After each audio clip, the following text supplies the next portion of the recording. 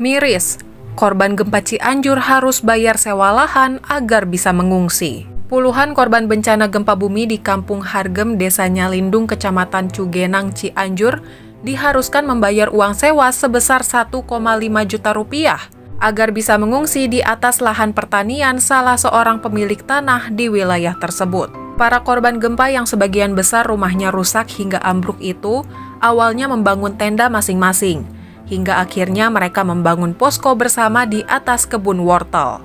Ada 38 keluarga yang mengungsi di sini, sebanyak 15 keluarga yang rumahnya ambruk, sehingga harus mengungsi. Awalnya membuat tenda masing-masing, tapi akhirnya membangun di lokasi ini. Ujar Ujang Ruslan, salah seorang pengungsi, Rabu 7 Desember 2022. Karena tidak ada tanah lapang yang bisa dijadikan pengungsian di kawasan tersebut, warga pun meminta izin kepada tuan tanah akan menggunakan kebun tersebut sebagai tempat pengungsian.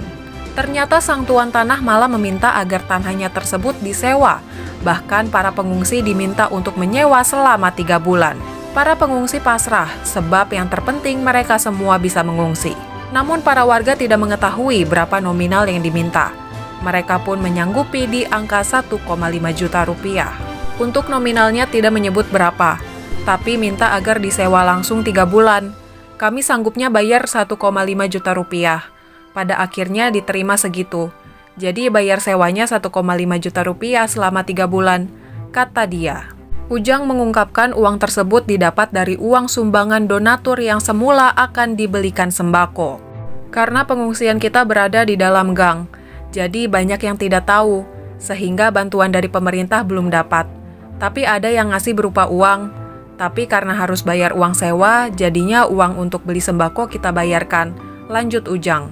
Bupati Cianjur Herman Suherman bakal memanggil sejumlah pihak terkait mengenai kabar pengungsi gempa yang diminta uang sewa lahan pengungsian di Desa Nyalindung, Kecamatan Cugenang. Herman mengaku belum tahu pasti kronologi dan alasan pemilik lahan menetapkan sewa lahan pengungsian. Masih belum tahu, nanti saya panggil dulu yang bersangkutan dan pemerintah desa hingga kecamatannya untuk memastikan, kata Herman Kamis 8 Desember 2022. Herman menegaskan jika benar pengungsi harus membayar uang sewa, pemilik tanah tersebut dinilai sudah keterlaluan.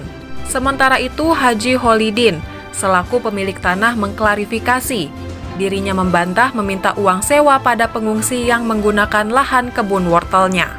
Dari awal saya tidak menawarkan, bahkan warga juga tidak bilang dulu, langsung saja menempati.